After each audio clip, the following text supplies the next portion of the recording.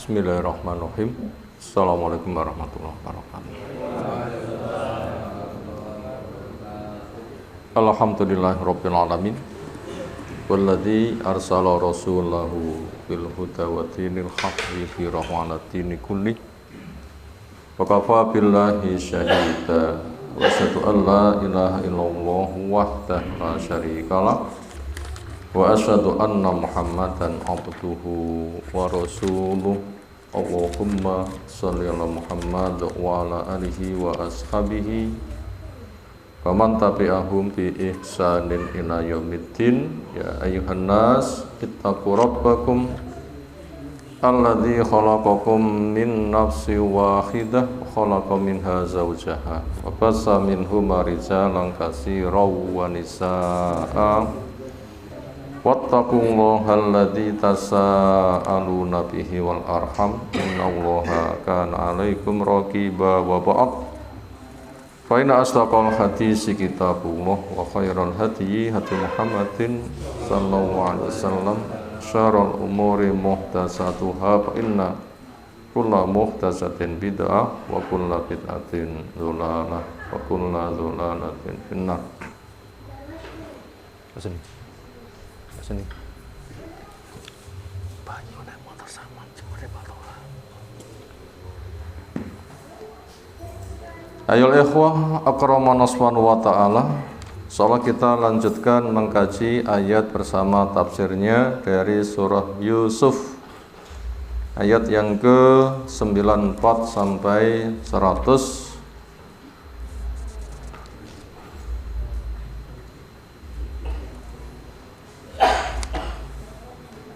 A'udzu billahi minasy syaithanir rajim. Walamma fasalatil 'ir qala abuhum inni la ajidu riha Yusuf laula an tufannitun Qalu tallahi innaka lafi dhalalikal qadim. Falamma an ja'al basyiru alqahu ala wajhihi fartadda basira. Qala alam aqul lakum inni a'lamu minallahi ma la ta'lamun. Qalu ya abana astaghfir lana dzunubana inna kunna khati'in. Qala sawfa astaghfir lakum rabbi innahu wal ghafurur rahim. Falamma tahalu ala Yusuf awa ilaihi abawaihi wa qalat khulu misra insya'allahu aminin. Wa rafa'a abawaihi 'alal 'arsy wa kharru lahu sujada wa qala ya abati hadza ta'wilu ru'yaya min qabl qad ja'alaha rabbi haqqan wa qad ahsana bi id akhrajani minas sijn wa jaa'a bikum minal badwi min ba'di an nazagha syaitanu baini wa baina ikhwati inna rabbi latiful lima yasha innahu wal alimul hakim.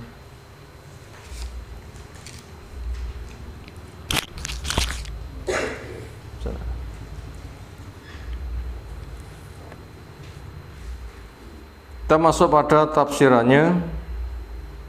Ayat yang ke-94 sampai 100 dari surah Yusuf, bagian-bagian akhir dari kisah Nabi Yusuf alaihissalam yang ada di dalam surah Yusuf, termasuk kisah adanya hanya di surah Yusuf saja, karena ada kisah yang Allah kisahkan berulang-ulang, ada kisah yang Allah kisahkan hanya sekali saja, termasuk kisah Nabi Yusuf bisa dibilang spesial, jadi nama surah tersendiri. Walamma dan tatkala fasolat sampai al-airu rombongan yaitu rombongan saudara-saudara Nabi Yusuf yang telah ketemu dengan Nabi Yusuf. Lalu mereka diminta untuk pulang dan kembali memboyong semua anak turun Nabi Yakub alaihissalam. Ketika keluar, fasolat bagaimana kharajat keluar min arisi Misra dari wilayah Mesir. Bahasa gampangnya pamitan mulih. Rombongan pamitan mulih.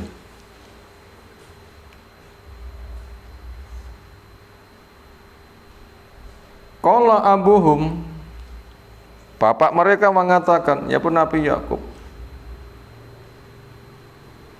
liman hadara min bani, untuk orang yang hadir di antara anak turunnya, wa auladim dan keluarganya yang lain. Sing kono lekas budal mulih, sing kene sudah mendapatkan peristiwanya. Niku lek cedek gampang, lek jauh keistimewaan. Begitu kula ngomong panjenengan langsung mireng, masalah cedek langsung pantes nggih. Tapi sing niki jarak Mesir kalih Palestina pinten kilo nggih? Ya, luar negeri masalah. Berarti begitu rombongan berangkat, Nabi Yakub sudah merasa seolah itu bareng, seolah wallah alam. Apa ungkapan Nabi Yakub? Inni la'ajidu riha Yusuf, sesungguhnya saya mencium baunya Yusuf. Begitu budal mulih kono langsung mambu. Semisal kene muni langsung terdengar, ngoten nggih. Loh, siapa yang menyampaikan pada jaraknya sekian jauh? Au salathu, yang menyambungkannya ilaihi kepada Nabi Yakub, asoba, namanya angin soba. Tapi ini sebuah tafsiran saja, yang seperti ini dibenarkan atau disalahkan sikap kita netral.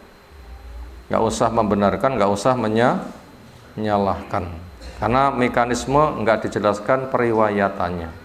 Cara ini tidak dijelaskan periwayatannya, dan kita nggak banyak punya kepentingan. Upomo bener niku sing nyampe ini angin soba terus nyapu, kan memang sebatas berita toh nggih. Kalau alam. Makanya kisah seperti ini tidak menjadi perhatian besar. Makanya masuk kategori bisa jadi kisah Israeliat yang nggak disentuh, maka tidak usah dibenarkan, tidak usah disalahkan. Yaitu dengan izin Allah Ta'ala min masiri salah satu ayam, dari perjalanan telung dino, au sama niatin, atau perjalanan 8 hari, au aksar atau lebih. Berapa persisnya? Embuh. Yang jelas jaraknya jauh. Secara potensi kemampuan manusia di kala itu nggak terjadi, tapi kenyataannya terjadi. Kalau begitu menunjukkan di antara tanda maha kuasanya Allah. Laula antufanitun, andaikan kalian tidak menuduh saya orang yang fanit. Tusaffihuni, andaikan kalian tidak menuduh saya orang yang kembali kepada kebodohan. Andaikan kalian nggak menuduh begitu, apa yang kuucapkan, la sotak tumuni, niscaya kalian akan percaya kepada saya. Tiang niku lek sakite suwi, kayak pun sepuh. Biasane niku akale pun sudon apa dereng? biasane. Menawi sampun suda tur sudane kathah niku biasane sing didhawuhi nika akeh benerin napa rada piye ngoten. Napa rada piye niku?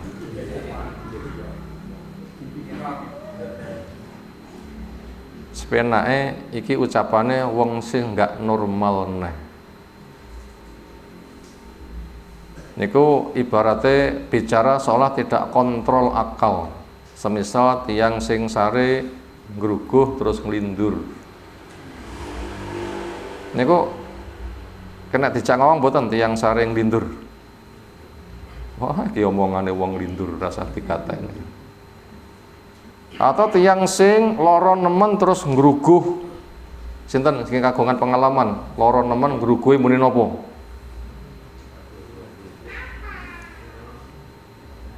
Atau orang yang memang sudah rusak akal, semisal terkena penyakit gila ngomong mawon, niku napa jenenge? Deleming. Makna tufanidun semana dengan itu, yaitu penuduhan Nabi Yakub sudah berada pada kondisi orang yang sudah kembali ke kondisi kembali awal, yaitu kembali hinanya umur.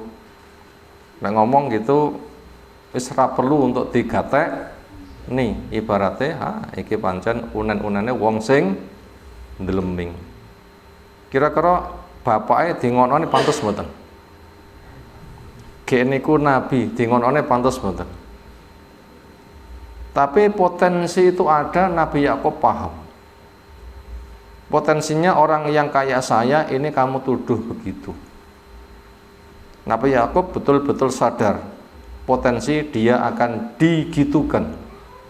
Makanya sebelum mereka menuduh begitu sudah mengawali pembicaraan. Ini menunjukkan normalnya akal. Sehingga nanti apabila ada yang menuduh, semisal mengigau, ngruguh, ndeleming, ngomel, niku sudah disiapkan mental, itu mungkin terjadi, maka disiapkan kesabaran. Kenapa? Memang secara potensi umur pantas. Ini Nabi Yakub dapat keistimewaan. Sebab bisa dibilang Nabi niku bicara berdasarkan wahyu lan niku tiyang sing terbaik. Sehingga potensi Nabi rusak akal niku mboten wonten. Wonten Nabi rusak akal. Ora sida dadi Nabi ini rusak akal.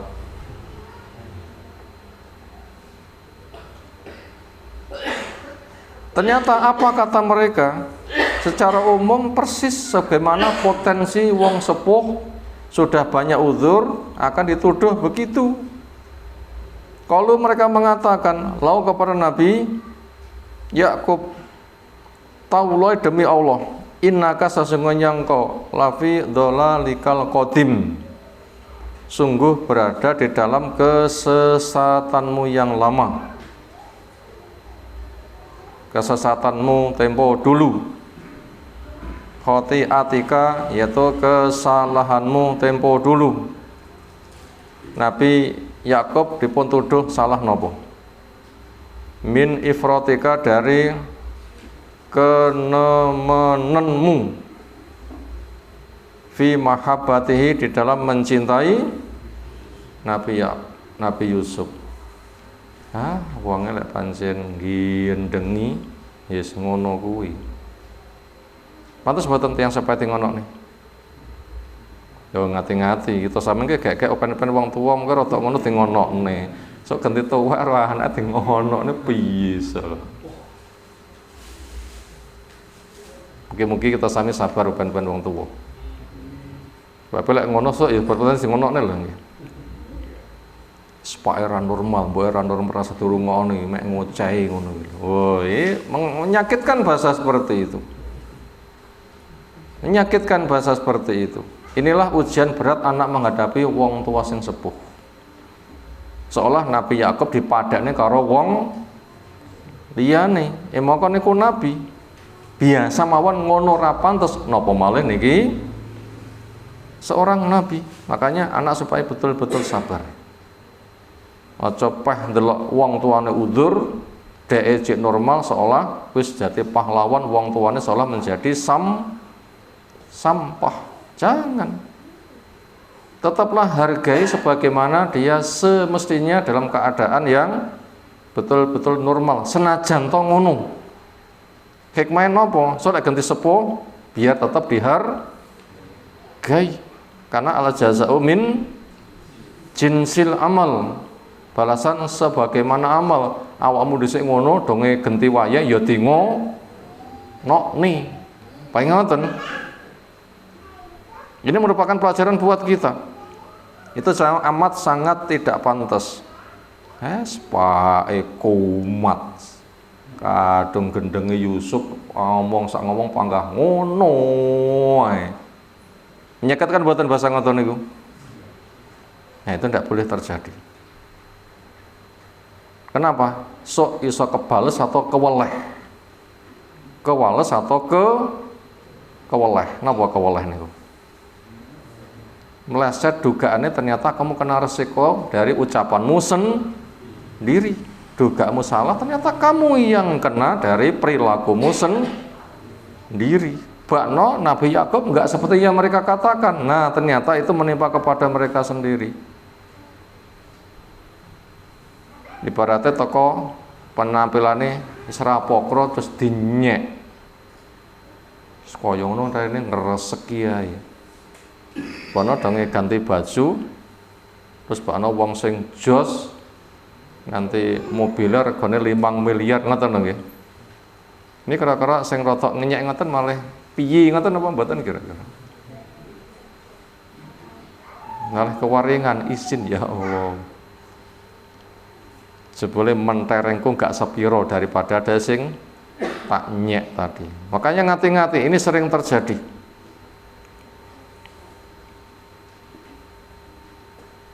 Roja aliqaihi ala bu'dil ahdi, di situ Nabi Yakub memang mengharapkan untuk ketemu dengan Nabi Yusuf. Roja mengharapkan liqaihi, ketemunya pada Nabi Yusuf ala bu'dil ahdi, setelah waktu yang lama. Setelah waktu yang lama. Falamma maka tatkala anja al-basyiru, annya zaitah tambahan, ketika berita gembira telah tiba. Yahuda bentuknya anak barpe Nabi Yakub, namanya Yahuda. Dia datang bil komis, membawa gamisnya, bajunya Nabi Yusuf. Ya, Nabi Yusuf pesan bawa pulang, nanti bila sudah sampai letakkan bajuku di wajah bapak. Ternyata begitu toko ngomah, toko jeluk ngoten nggih. Siapa Yahuda itu? Ini kisah dulu. Wakana ada Yahuda tempo dulu. Kot hamala, sungguh dialah yang membawa komis sodam, gamisnya Nabi Yusuf sing berlumuran darah. Dengan Nabi Yusuf dibuang teng sumur, terus lambene Nabi Yusuf pun dicepat ruyin, diblondrei darah palsu, terus matur, Pak Yusuf diterkam serigala, ini bajunya. Alasannya sebagai bukti. Sing damel rekayasa nggawa mulai bajune Nabi Yusuf sing blondrian getih sinten? Ya Yahuda niki. Sekarang dia ingin bertindak penetralisiran. Dhisik sing dadi sebab susai bapak aku, saiki sing dadi sebab senenge bapak aku. Aku golek penetralan. Dhisik aku nyusani, saiki aku pengen nyenengake. Niku kados pemikirannya sinten niku? Nek kita waca sejarah. Wahsi ten nggih. Dhisik sing mateni Hamzah sinten? Wahsi. Dulu di masa jahiliyah saya membunuh tentara muslim terbaik. Nggih golek ijol ben netral, napa bahasa Jawane? Ben puk ngoten nggih. Ben napa? Ben puk, napa ben puk niku? Ben imbang. Sekarang saya sudah masuk Islam, saya ingin membunuh musuh Islam terjelek. Ben puk, ben seimbang. Makanya dia kerja keras membunuh kepada Musailamah al-Kadzdzab. Senada itu. Fa'uhibbu, maka saya suka, atau fa'ahabba, dia itu suka ayyufrihahu, untuk membahagiakan bapaknya, kama sebagaimana ahzanahu, dia pernah menyusahkannya. Alqahu, ia letakkan baju Yusuf, punya mana toroha al-qamisa, ia tutupkan gamisnya Nabi Yusuf ala wajhi abi, kepada wajah bapaknya. Kira-kira tamu pertama terus pundi duka napa salam terus memeluk bapaknya, terus menyampaikan kabar gembira, Pak, bahagialah, ternyata Yusuf masih hidup, bahkan jadi ngene luar biasa. Ketika kita pulang mendapatkan pesan supaya bajunya ditutupkan ke wajah bapak mriki, Pak kula tutupne Pak, kira-kira ngoten nggih. Pomong ngono pun ngayemne lho nggih. Terus pun ucapan waktu itu tidak diceritakan, tapi maknanya begitu. Maknanya begitu. Nah, begitu baju Yusuf ditutupkan kepada wajah Nabi Yakub alaihi wassalam, fartada, maka kembalilah basira, bisa melihat lagi. Begitu pun plek langsung biar, ngoten nggih. Fartada punya mana roja. Nah, dengan kenyataan seperti ini, apa kata Nabi Yakub? Nabi Yakub mengatakan, alam aku lakum, bukankah telah kutakan kepada kamu, ini a'lamu, sesungguhnya saya memang punya ilmu, minallah, ilmu itu dari Allah, malah ta'lamun, apa yang kamu tidak tahu. Tenan toh sing tak onek nih, ngono ki pancen petunjuk dari Allah. Sementara awakmu nuduh aku mengke muni ngono, tok kira wong ndeleming. Ayo, panahku ndeleming ora. Senada itu maknanya. Akhirnya mereka basa gampangnya napa nggih? Keweleh. Senajan ta mboten ngoten niku, ning maknane itu kesana.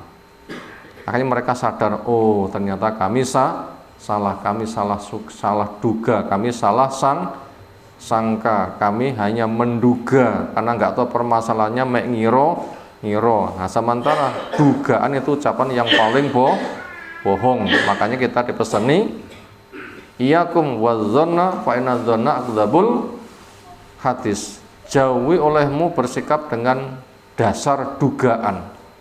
Wah, bapak ngono kuwi kumat ngendengin. Stowak ngono ya ndeleming. Ini dugaan.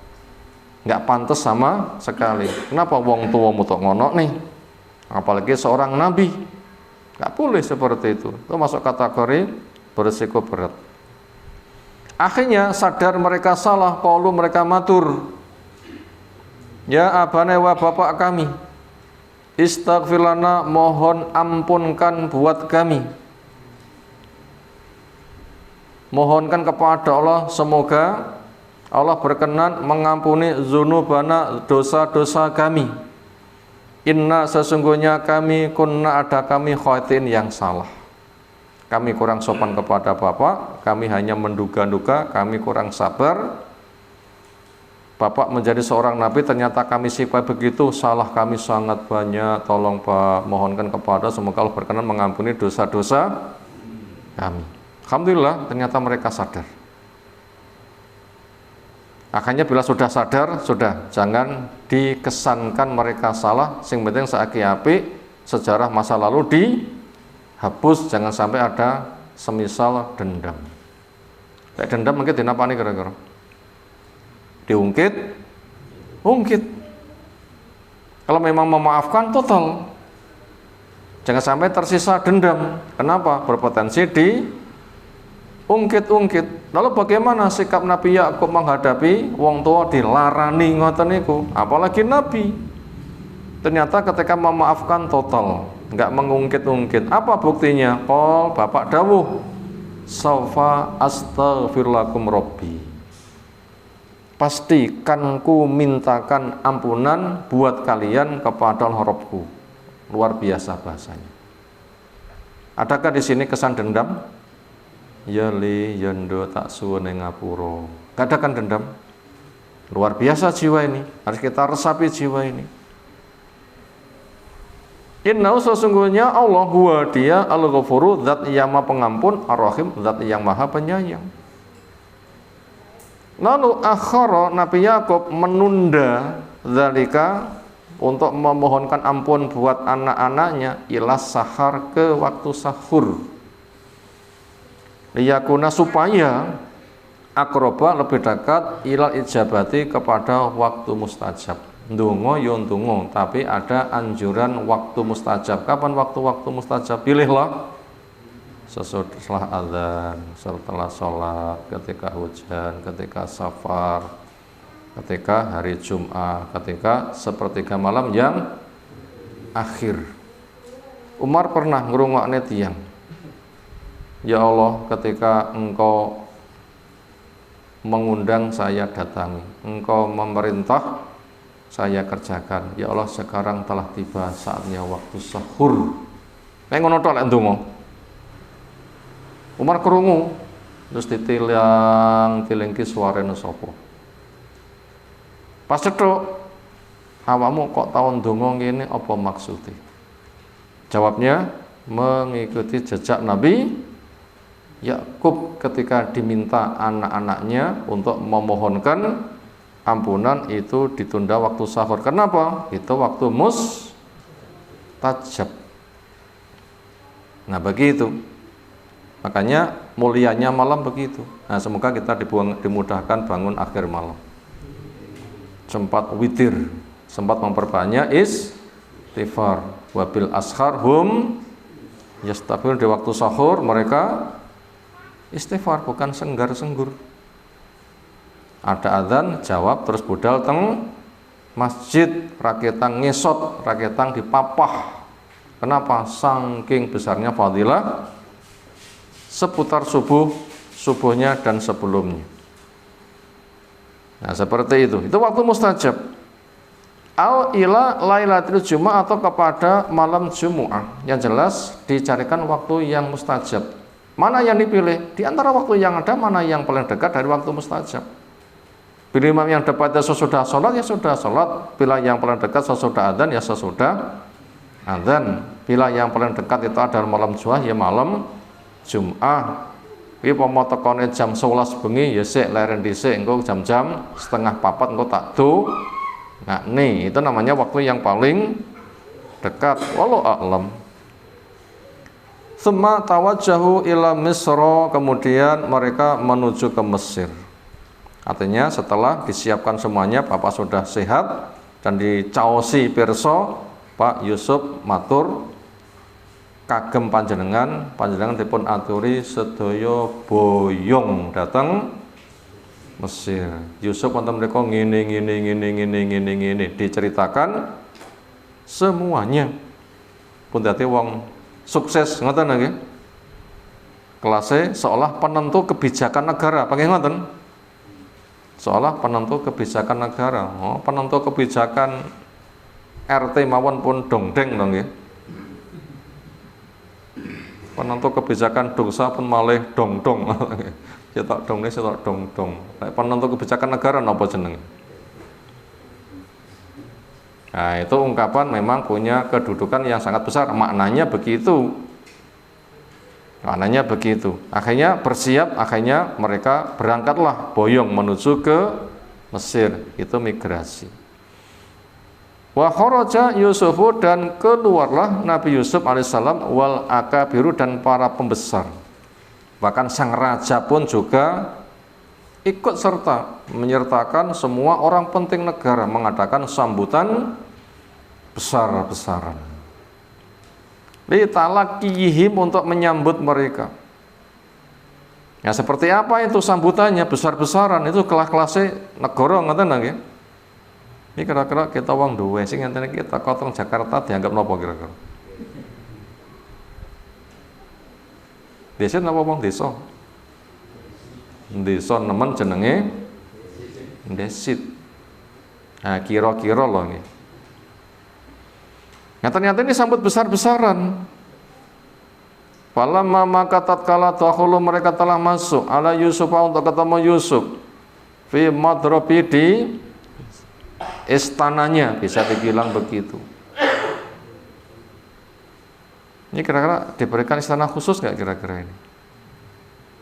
Ya jelas orang penting punya istana khusus, ada fasilitas.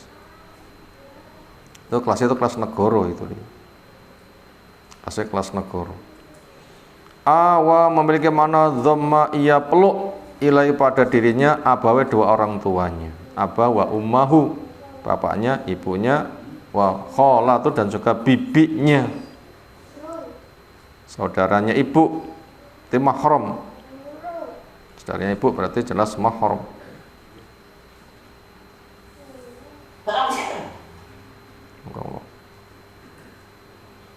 Termasuk tuntunan kebolehan lama gak ketemu ketika menyambut itu dengan cara berpelukan, asalkan mahram ngoten ya, berpelukan. Termasuk suwi ra cethuk kondur haji, suwi ra cethuk kanca cilik wis bisa 10 tahun niku dange cethuk ngoten silahkan.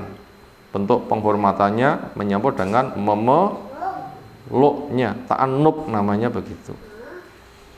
Wa qala lahum, dan Nabi Yusuf matur dawuh, kok dawuh nggih, matur nggih. Matur kepada mereka, menyilahkan kepada mereka. Udkhulu Misra insyaallahu aminin. Monggo. Sami pinar datang Mesir. Insyaallah panjenengan sedaya mendapatkan jaminan aman. Fatakhulu, maka akhirnya mereka masuk.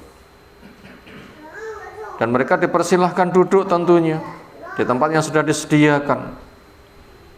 Wajarasa, dan duduk pula si Yusuf ala sari di atas singgasananya. Terus pun kursi ini pejabat tinggi. Lincak nggih.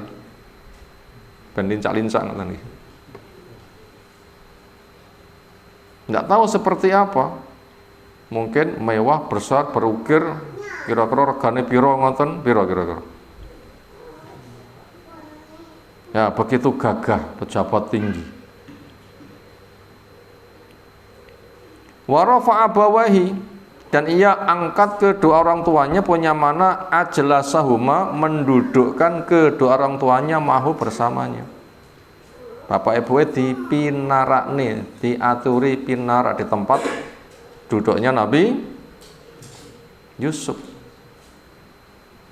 Nah begitu.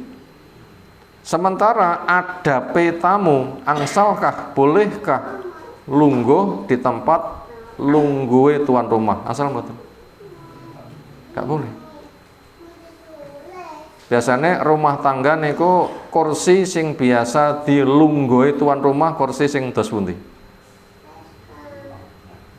Sing dawa nika lho nggih. Gitu nggih. Nah, kita pertama ndak boleh duduk situ. Duduk disediakan kiwane, tengene, atau yang jentek yang sini jangan ya, khusus untuk siapa? Tuan rumah. Harus dikosongkan, kecuali dimanggak nih. Jadi nggak sedang ya kudu lesian. Nggak boleh di tempat itu. Kenapa? Tuan rumah itu punya hak. Itu bila raja berarti menduduki kursi kerajaan, berarti kan pemberontakan. Nanti bahasanya bisa ke sana. Makanya Ummu Salamah, Ummu Habibah, istri Nabi, hari kalau didatangi sang bapak Abu Sufyan yang masih kafir untuk ketemu dengan Nabi, untuk memperbaharui perjanjian yang sempat rusak. Untuk ketemu dengan Nabi itu jumpai anaknya, "Nduk, aku pengen ketemu bojomu." Ketika mau duduk, tempat yang diduduki lah tempat duduknya Rasul. Oleh Ummu Habibah langsung dicipok, seret. Ya pondok, ini tempatnya Rasul. Kok bapak duduk sini nggak boleh? Kalau Rasul seorang presiden berarti kan menduduki tempat duduknya, berarti jenenge mengadakan pemberontakan. Nggak boleh. Termasuk itu hak suami ialah ketika suami memiliki kepemilikan khusus, ojo gampang disilih-silih nih. Makanya kita apabila suami itu punya kepemilikan khusus enek tamu, ojo disilih-silih nih. Napa upamane? Ngene sare suami ya aja gampang-gampang tamune silahkan sare nek kono. Wah bahaya niku mungkin. Punya kepemilikan khusus ojo gampang disilih kecuali minta izin. Kadang wonten suami sing rodok kikrik, duwe sarung disilihne, wis muah enak kono, muah aku. Kenapa? Tersinggung. Bisa tersinggung. Termasuk punya payung yang itu jadi kesenangannya aja disilih-silih. Kenapa? Itu adab. Itu adab. Nah, butuh kita perhatikan. Tetapi di sini Nabi Yusuf menyilahkan kedua orang tuanya, ya memang anak milik orang tuanya, bila kedudukannya di milik orang tuanya, monggo. Ini berarti penghormatan besar.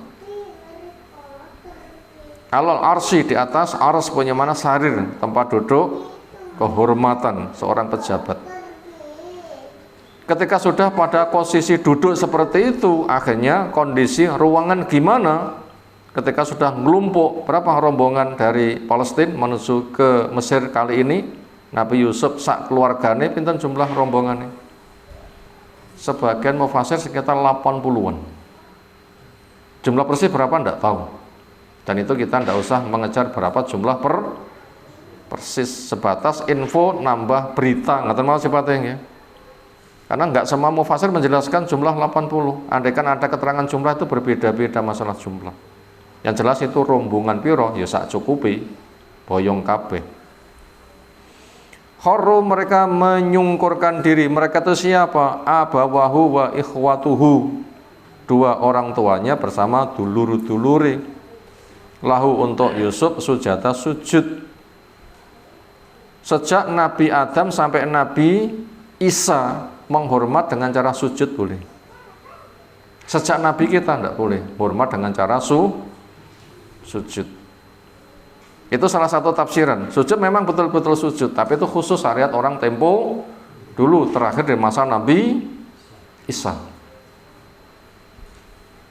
Sujud wajah di lantai khusus untuk Allah. Nggak boleh kepada makhluk. Di sini bentuknya apa? Sujudun khinain, sujud dengan cara membungkuk atau menundukkan kepala. La wadwa jabhatan, bukan meletakkan dahi. Wa kana tahiyatum, ada penghormatan mereka fi dzalika zaman, di waktu itu memang seperti itu. Begitu kondisi, mereka langsung sujud hormat. Wa qala, maka Nabi Yusuf matur, ya abati, wahai bapak, hadza, inilah takwilu ru'yaya, takwil dari mimpi saya mingkobulu, dari tempo dulu. Qad ja'ala rabbi haqqa, sungguh Allah telah jadikan mimpiku terwujud. Wa qad ahsana bi, dan Allah telah memberikan kebaikan bi, punya mana ilayya, kepadaku. Waktu itu Nabi Yusuf kecil kan mimpi loh ya, Pak, saya melihat ada 11 bintang dan matahari bulan, semuanya sujud kepada saya. Napa Pak takwili? Apa jawaban sang bapak? Li, ojo tok cerita nih. Berarti paham Nabi Yakub akan menjadi orang penting, nanti saudaranya takluk. Sebelumnya mereka itu membuat rekayasa. Ternyata ini buktinya. Mimpinya tempo dulu, buktinya baru.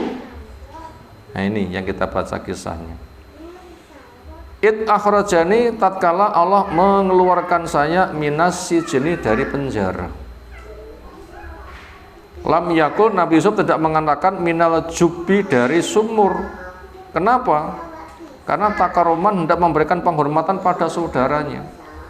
Itu apabila menggunakan bahasa ketika Allah keluarkan saya dari sumur, itu kan bisa mengungkit kesalahan siapa?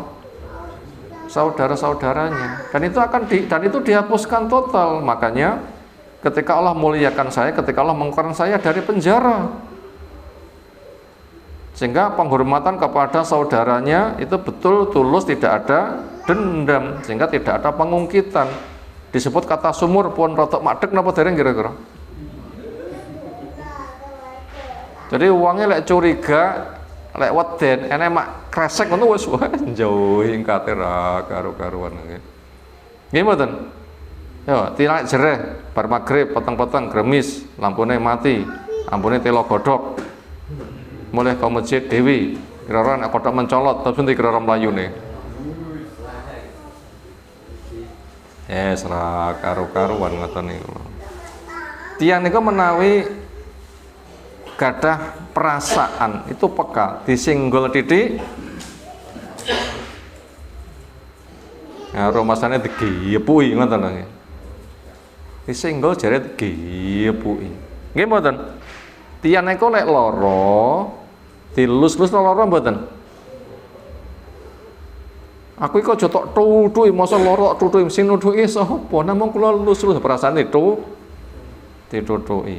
Itu bila ada ganjelan hati, itu disinggung dikit saja wes mobal. Maka Nabi Yusuf enggak menyinggung sama sekali. Enggak menyebutkan sejarah tempo dulu ketika dikeluarkan dari sumur, enggak disinggung, tapi dari penjara. Ini betul-betul tulus ketika memaafkan, enggak mengungkit belas. Ini penting adab ini. Syarat adab ayat kita baca. Li'ala yahjula, supaya tidak malu ikhwatu saudara-saudaranya. Wajah bikum Allah mendatangkan kalian minal badwi, punya mana al-badiyah, negeri yang jauh. Mimbati an nazagha syaitan, mimbati sesudah an bahwa nazagha punya mana afsada merusak asyaitanu setan. Bayi ini wabain ikhwati, setan merusak antara saya dan antara saudara-saudara saya. Ini enggak menggunakan setelah saudara-saudara saya merusak saya, enggak menggunakan bahasa itu. Tapi menggunakan bahasa ketika setan merusak antara saya dan antara saudara saya. Tapi Nabi Yusuf membela diri, mereka juga ganti membela diri. Kapan mari ini? Alihkan kepada yang lain. Ketika setan memporak-porandakan hubungan kita, nah, ketika mereka nggak disinggung, nanti akan tunduk, nggak ada jawaban. Tapi apabila ketika kamu merusak saya, oh itu nanti pasti bikin bahasa penyanggahan. Ini hebat bahasa seperti ini. Betul-betul hebat. Belum tentu kita punya bahasa seperti ini. Maka kita dibimbing dengan ayat. Kira-kira angel mboten ndamel basa ngaten iki. Memaafkan tulus penak napa angel? Ponan dhisik dilarani nganti teko intil-intil kira-kira ngoten. Kapan laline kira-kira? Yang kadang ada kata-kata tidak ada maaf untukmu. Kadang bahasa ngoten niku bareng. Nabi Yusuf kok iso? Nah, inilah sikap yang harus kita miliki. Maafkan dengan tulus. Makanya termasuk hubungan suami istri sering mboten salah. Napa suami napa istri ini.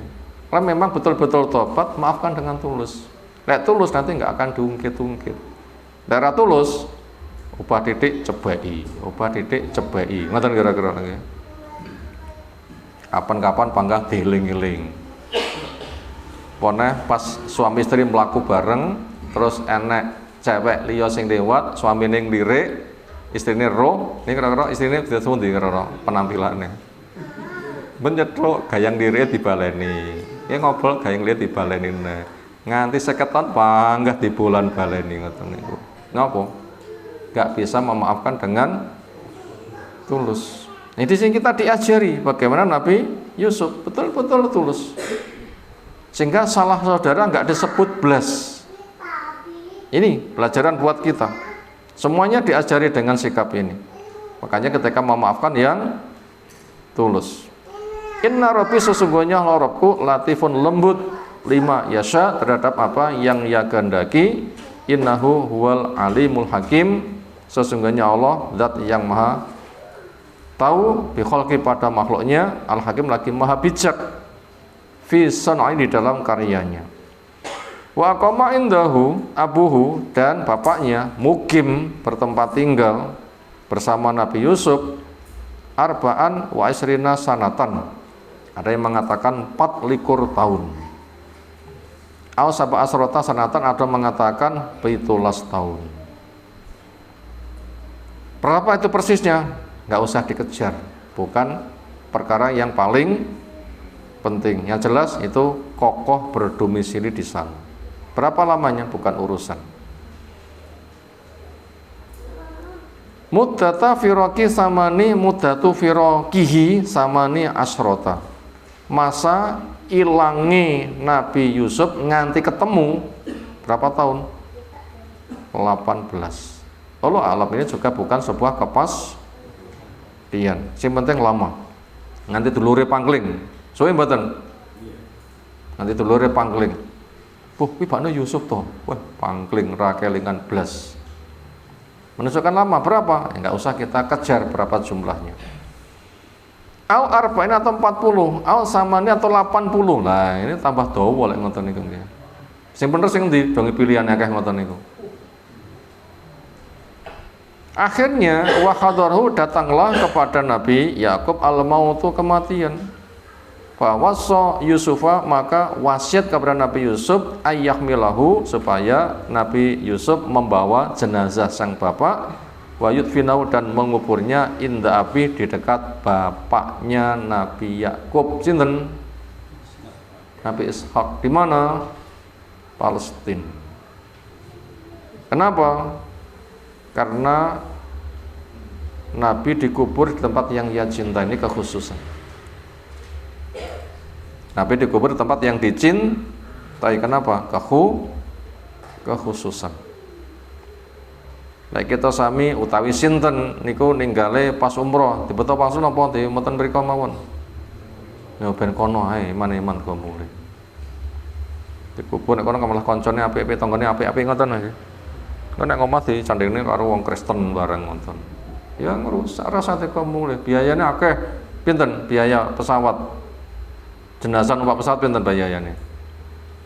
Berlipat-lipat itu biayanya. Tak usah teko mulih, ben nek kono wae. Ana sing protes, "Enggak ziarah gimana?" Sapa sing ziarah kudu maran kuburane? Cukup didoakan saja. Akhirnya famadha binafsihi, akhirnya Nabi Yusuf pun juga melaksanakan, dikerjakan sendiri, wa tafano, dan menguburnya samata di sana. Ketika selesai suma'ata, lalu kembali ila Misra, ke Mesir lagi. Wa qoma ba'dahu, dan mukim di sana setelah sang bapak meninggal, salasan wa isrina sanatan, ada yang mengatakan sampai 23 tahun. Berapanya? Ini bukan perkara yang kita harus tahu persis. Itu tadi selesai kita membaca materinya. Sekarang terjemah global, nanti terakhir rangkuman. Semoga 10 menit ke depan nanti sudah selesai. Maka tatkala rombongan telah keluar dari Mesir,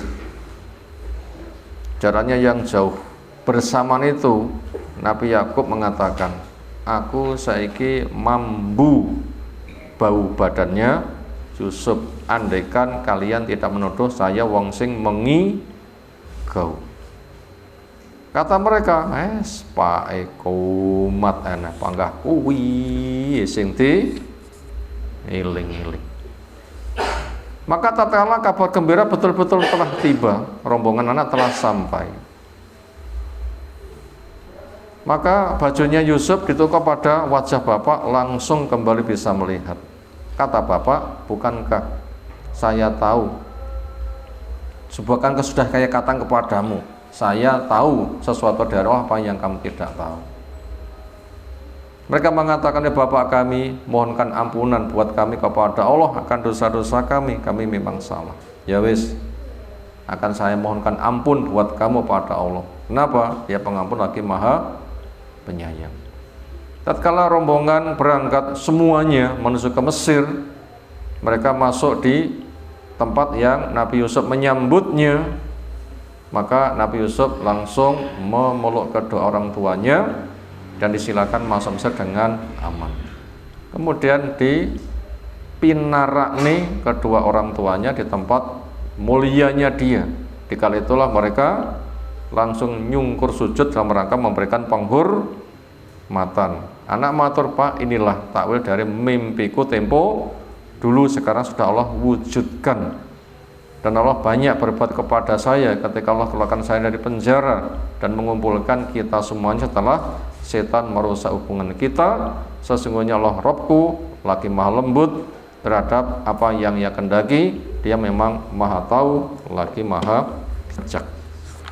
Berikutnya masuk kepada rangkumannya, mau ditulis silahkan, ada 5 nomor. 1.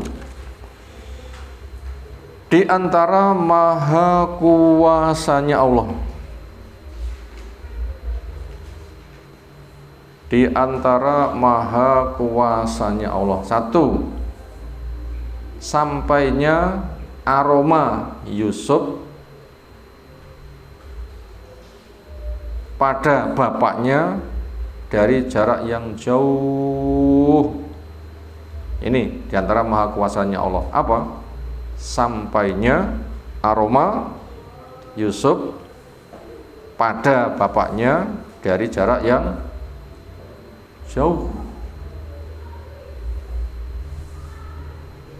Tian niku senajan to ambune keringet ra patek enak. Ini kira-kira 5 meter tasik mambu mboten? Nyedek, wah ora enak. 5 meter mampu mboten? Ini bahwa badannya Nabi Yusuf jaraknya berhari-hari sudah tercium. Ini kalau bukan Allah yang menyampaikan tidak mungkin. Itu termasuk dari maha kuasanya Allah. Apa? Sampainya aroma Yusuf pada bapaknya dari jarak yang sangat jauh. 2, mata buta sembuh dengan ditutupkan baju Yusuf padanya. Mata sembuh, mata yang buta, okay? Mata yang buta sembuh dengan ditutupkan baju Yusuf kepada bapaknya. Ini termasuk mukjizat napa kena di rekayasa? Sing rekayasa berarti ya gayane dukun ngoten ya. Nanti wonten dukun, oh orang kayak kamu ini supaya masa depannya baik itu harus cuci rahim, ngoten bareng lagi. Apa cuci rahim? Bahasanya Mbah Yai pengen zina mawon, jareke cuci rahim. Piye cara nyuci rahim? Ya dijimai. Wonten sak menika trene cuci rahim. Kes sing diapek iki. Nggih mboten? Nah, termasuk ini termasuk jenis kekhususan ini. Mukjizat. Kekhususan. Karena sahabat Nabi nggak ada yang melakukan. Apa hikmahnya? Ini masih nomor 1 dari hal di atas. Apa hikmahnya? Dengan sikap optimis dan bersandar pada Allah, dengan optimis dan bersandar pada Allah, cita-cita bisa terpenuhi karena tidak ada perkara mustahil bagi Allah. Ini hikmahnya dari 2 tanda maha agungnya Allah. Apa itu hikmahnya? Dengan sikap optimis dan bersandar pada Allah, cita-cita terpenuhi karena tidak ada perkara mustahil, karena tidak ada perkara mustahil bagi Allah. Titik. Ini membimbing kepada kita optimis, sandarnya hanya kepada Allah. Bahasanya cita-cita itu terpenuhi. Kenapa? Karena tidak ada perkara mustahil bagi Allah. Itu bimbingan buat kita. Lagi kita kada rencana segleng-segleng apa sing tenanan? Tenanan optimis. Iso, dongo, Allah janji, iso, bismillah, iso. Allah niku lek mengendaki dawuh kun selesai. Ini harus kita miliki. Niku jenenge cita-citane kuat. Mbok cita-cita begitu metu anak kucing nugel dalan, wes rasido. Ya ora oleh. Apa budal nglamar roh kucing nugel dalan muring-muring kiri. Jenenge pedotan ngoten niku. Emangnya nasib itu lewat kucing. Bisa syirik nanti jadinya. Bolehkah itu? Enggak boleh. Kucing nugel dalan apa? Pancen seriwat wae. Bene kono. Ora sate pikir. Lamar yang lamar tompo bejane ora tompo ya golek liyane. Panggih ngoten mawon. Optimis niku jenenge. Kenapa? Tidak ada perkara mustahil bagi Allah. 2. Sikap menghadapi sesuatu yang diduga jelek. Sikap menghadapi sesuatu yang diduga jelek. Sikap menghadapi sesuatu yang diduga jelek, jangan diputuskan jelek.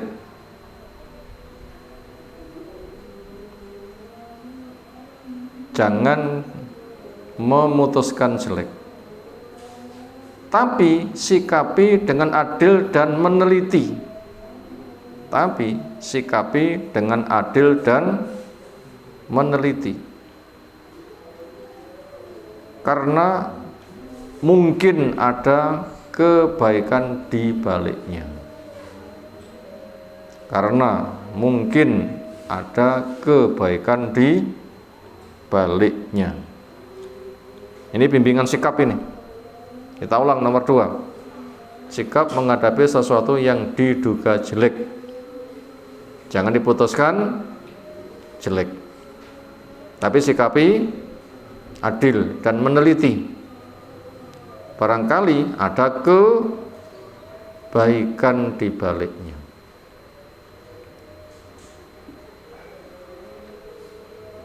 Misalnya kita cetok uang, gayane ngono kuwi paling ya ape golek colongan.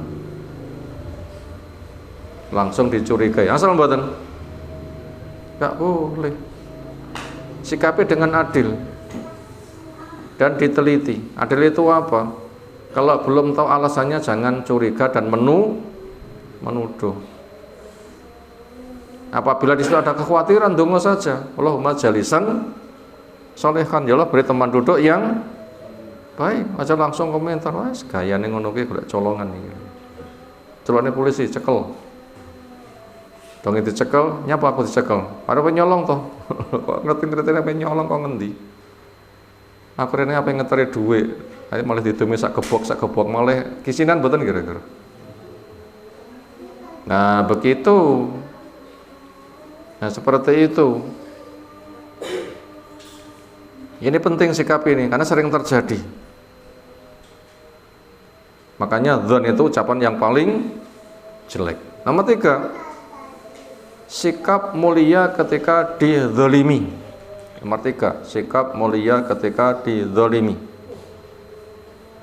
Titik 2 yaitu sabar dan tidak mengungkit. Sabar, tidak mengungkit,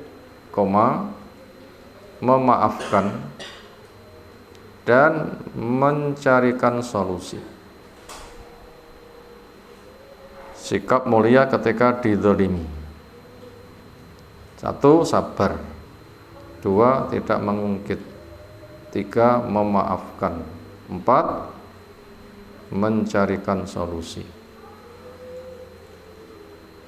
Sinten contohnya sing gadah sifat niki? Nabi Yakub, Nabi Yusuf. Didolimi mboten Nabi Yusuf? Nabi Yakub didolimi mboten? Sepake kumat nang gendenginya Yusuf. Didolimi mboten bahasa ngoten niku. Ternyata sabar. Nabi Yusuf sabar mboten? Nabi Yakub sabar mboten? Mengungkitkah mereka? Tidak mengungkit, enggak menyebut sumur. Aljub, enggak mengungkit dan memaafkan. akan saya mohonkan ampun buat kalian dan mencarikan solusi. Nah, begitu, ini penting ini. Keempat, di antara cara memuliakan tamu. Yang keempat, di antara cara memuliakan tamu.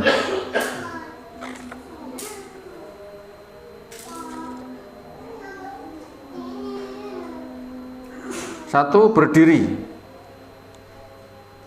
Dua, datang menyambut. Tiga, menjamu. Ini diantara cara memuliakan tamu. Satu, berdiri. Dua, datang menyambut. Tiga, menjamu.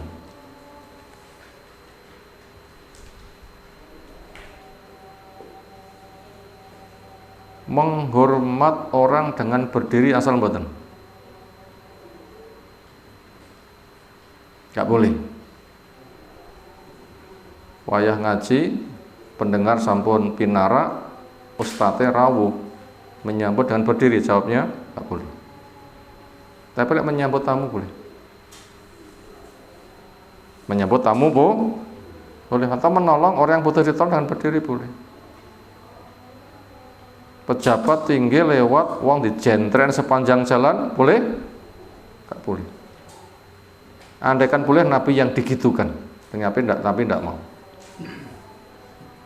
Itu trennya di wilayah yang memang begitu aturannya. Islam tidak membolehkan. Islam tidak membolehkan. Jadi menyambut, menghormat, berdiri kepada tamu atau orang yang butuh untuk dibantu. Menyambut tamu silakan berdiri menyambut. Kemudian berjalan untuk membantu apa yang butuh untuk dibantu tamunya. Berikutnya adalah menjamu. Lah menjamu tamu niku kathah. Kata-katanya baik, tempatnya disiapkan, suguhannya disiapkan, tempat istirahatnya disiapkan, diajak berbincang dengan baik. Lek perlu butuh untuk berwisata, disewakne charteran, dijak mlaku rono-rono, nggih ngoten niku to nggih. Itu termasuk bagian dari menyambut tamu. Menyambut tamu. Kita pun kagungan pengalaman apa dereng? Aku ndelani dulurku nek kono ternyata dijak wisata sing terkenal lan mriko. Nanti napa dereng? Ya, ngoten niku termasuk hak tamu niku. Termasuk hak tamu. Diantarkan mana begitu, termasuk hak tamu. Terakhir kelima, mimpi Nabi itu wahyu. Yang kelima, mimpi Nabi itu wahyu. Mimpi baiknya orang iman itu alamat. Mimpi Nabi itu wahyu. Mimpi baik milik orang beriman itu alamat. Maka sabarlah dan jalani waktu, semoga terwujud walaupun berjarak agak panjang. Maka sabarlah dan jalani waktu, semoga terwujud walaupun di masa yang agak panjang. Kita ulang nomor 5, mimpi Nabi itu wahyu. Nggih mboten? Wis mesti terjadi. Sementara mimpinya orang beriman, mimpi kebaikan, wahyu senes. Niku namung sebatas alamat. Makanya sabarilah dan jalanilah. Itu berpotensi terwujud walaupun pada masa depan yang agak panjang. Termasuk doa, ya Allah bila iman ini darimu tolong wujudkan, gitu kan termasuk doanya. Dan silahkan diceritakan. Kapan terjadi ya enggak tahu. walaupun itu pada masanya agak panjang. Nabi Yusuf mimpinya cilik kapan terwujud? Oh, puluhan tahun. Oh, mimpi Nabi wahyu enggak langsung, bagaikan membalik telapak tangan. Panggah ditira teko-teko, ya ora entuk donya, entuk akhirat ngoten nggih. Yang penting sabar dan jalani kebaikan itu. Akan berpotensi terjadi walaupun waktunya masa depan kapan masa depan embuh. Tapi yang jelas mimpi mukmin yang itu adalah alamat. Dan memang itu waktunya panjang. Nabi Yusuf saja berjarak bertahun-tahun. Nah, demikian yang kita sampaikan, kayaknya sudah agak malam. Kita buka kesempatan tanya jawab. Semoga apa yang telah kita pelajari Allah berikan ilmu bermanfaat untuk kita semuanya. Subhanakallahumma bihamdika asyhadu an la ilaha illa anta astaghfiruka wa atubu ilaik. Assalamualaikum warahmatullahi wabarakatuh.